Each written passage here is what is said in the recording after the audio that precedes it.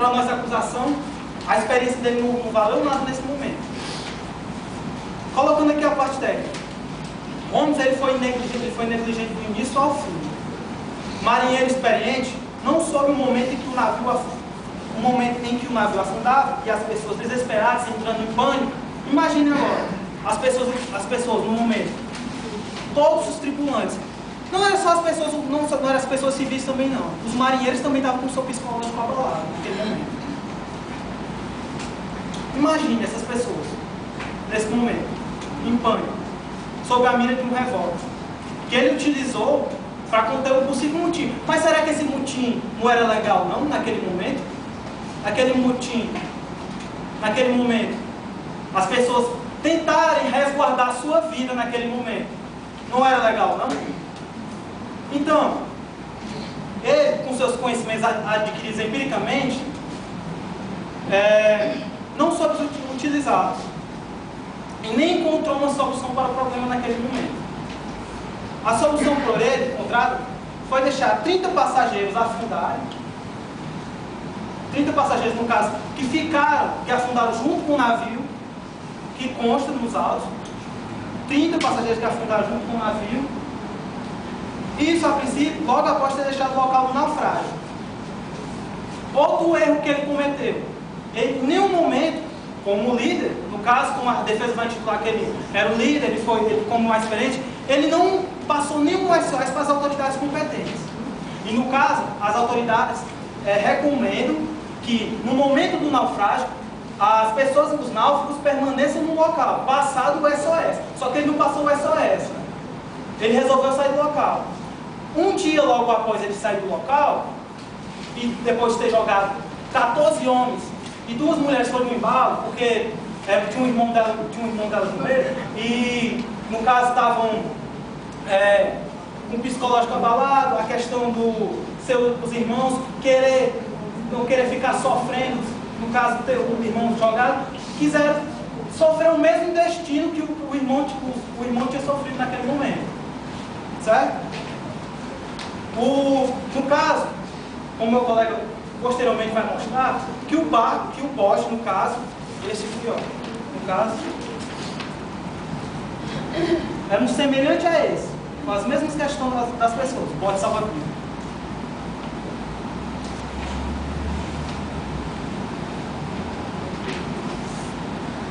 Tinha condições de completar o trajeto desde o local onde tinha sido o navio naufragado até o destino que ele optara, que era a costa africana. No caso que nós pesquisamos, e isso tinha não consta nos autos, mas é um dado que é relevante e é verdadeiro no caso. Agora vocês pensam, uma pessoa jogada no mar, com água, com a temperatura da água, no caso, naquela época poderia ser o inverno, estaria abaixo, poderia não. Na maioria do tempo, no ano, no caso eu andei pesquisando, a temperatura no Círculo Polar Ártico, que era o Oceano Atlântico Norte, aquela região toda do Oceano Atlântico Norte, é uma região mais próxima do Ártico, no caso. Aí é chamado de Círculo Polar Ártico, que banha tanto parte da Europa, da onde eles saíram, como parte dos Estados Unidos, onde era o destino deles, certo? No caso, no Círculo Polar Ártico, imagina vocês sendo jogados dentro da água. Dizem relatos de gente que teve contato com esse tipo de ambientes, é como se estivesse entrando 1000 canivetes no corpo, indefinidamente. E, para a sobrevivência, no caso daquele local, seria quase não, 0%. Eu afirmo que não teria nenhum tipo de sobrevivência naquele ambiente hostil, no caso. Tanto pela temperatura ambiente, quanto pela temperatura da água. Aí, no caso, eles recomendam aqui, mesmo dispondo de embarcações de salvamento, no caso que eram os botes, os náufragos não devem se afastar do local. Repetindo, isso aqui é uma doutrina praticada colocada pelas autoridades navais, no caso. Aí ele coloca também, se próximo à terra, que não tinha nem condição. Quem estava dentro da... Quem estava no barco, a condição era difícil de chegar na terra. Imagine quem estava fora do barco. Tinha condição de chegar fora.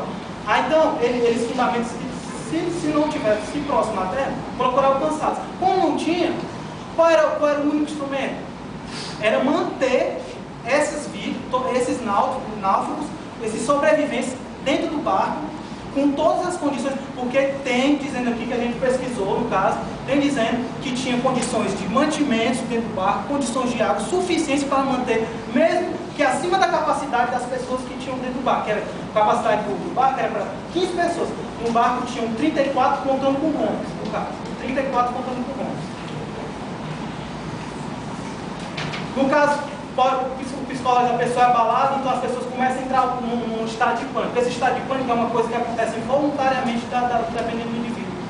Ele sai da sua consciência normal, começa a praticar temendo algo iminente, que seria, no caso, a morte.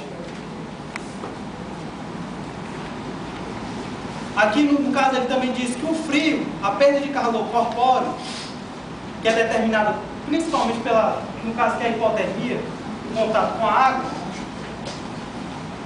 ela acontece mais rápido que a possibilidade do corpo em geral. Ou seja, o corpo não tem condição de se manter aquecido por todo momento. Porque a temperatura que tem dentro da água, a temperatura que passa da água para o corpo, é muito maior do que a que o corpo produz para tentar se manter vivo. Fome eles não iam passar, porque tinham condição de eles se manterem, mesmo em condições de subsistência, mas existiam condições de eles se manterem vivos. Como a gente pode ser mostrado aqui na nossa pesquisa. Ele mostra também que é possível a sobrevivência sem comida por longos períodos, desde que haja uma água para beber. No caso, tinha água dentro do barco, que podia manter as 33 pessoas dentro do barco. Fontes que poderiam ocasionar, eles poderiam retirar, podia ser chuva, o orvalho, ocasionado pelo frio, o orvalho e observações que ele coloca aqui, evitar beber água nas primeiras 24 horas após a mudança. Por que ele faz essa recomendação? Porque nas primeiras 24 horas o ser humano tem condição de se manter vivo, no caso, tem condição de se manter vivo sem a água. Nas próximas 24 horas, isso seria uma maneira para ele resguardar mais a água, no caso. E para dias posteriores, que ele pudesse passar. Porque não se sabe, quando a pessoa está na náufraga, não se sabe quantos dias ela vai poder passar naquele local. Então, por isso tem que se fazer um racionamento de alimentos, mas não impedindo que as pessoas com esses alimentos elas possam subsistir. Mas é preciso que as 24 horas elas possam sobreviver.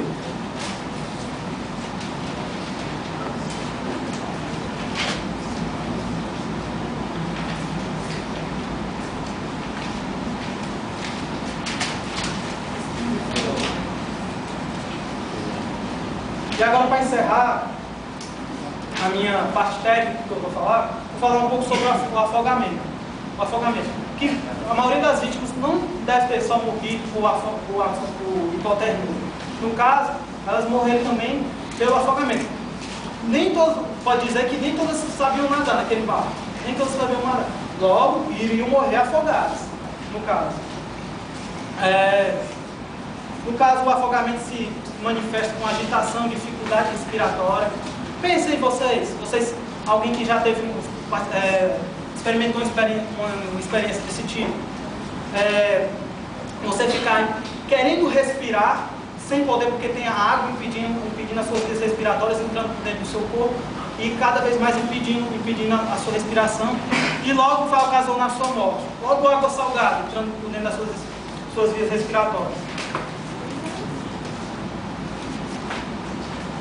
Pronto, e agora eu encerro a minha parte técnica e deixo agora para a parte com o meu colega.